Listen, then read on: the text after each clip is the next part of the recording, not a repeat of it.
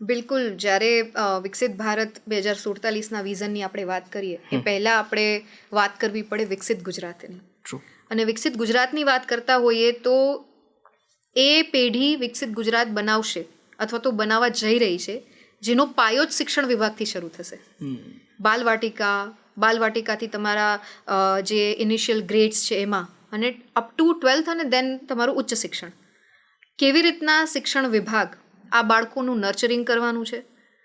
મેં પહેલાં જ કીધું એમ કે મૂલ્યો આધારિત, સંસ્કાર આધારિત, ભારતીય વારસા આધારિત અને એમાં ગુજરાતનું એસેન્સ હોય.